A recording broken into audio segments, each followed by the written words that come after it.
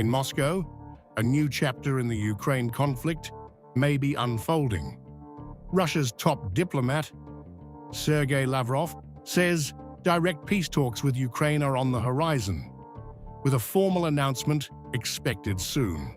Behind the scenes, however, sources say President Vladimir Putin's conditions for ending the war are hardening.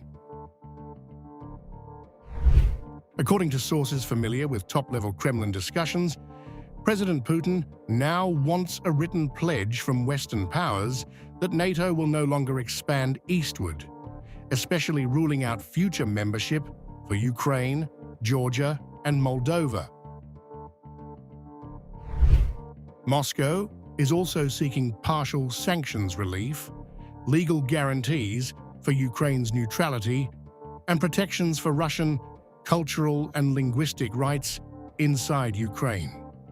The Kremlin is reportedly drafting its version of a memorandum that outlines these terms. The proclamation of a neutral, non-aligned, and non-nuclear status for all time made it possible for Ukraine to be recognized as an independent state by both the Russian Federation and all other members of the international community. Returning to this oath, which the Nazi regime tried to violate and even wrote this obligation to violate its non-nuclear status into the Constitution. Returning to this oath is one of the key demands of Russia that must be met within the framework of any settlement. Western leaders have dismissed Russia's demands as excessive. Kyiv has firmly resisted abandoning its NATO ambitions, arguing that no outside power should dictate its alliances.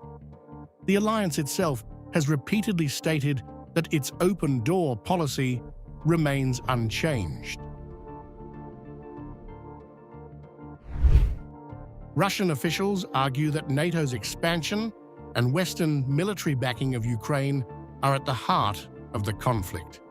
Lavrov accused the US and Europe of breaking past promises and violating key European security agreements.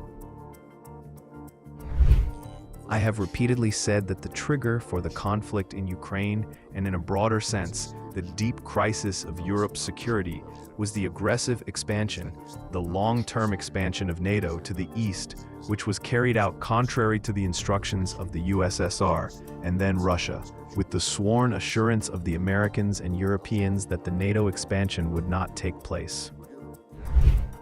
While the West views Putin's demands as a smokescreen for continued aggression, Russian insiders say he is serious about negotiating, but only on his terms. They warn that if diplomacy stalls, Moscow could escalate militarily to press its advantage.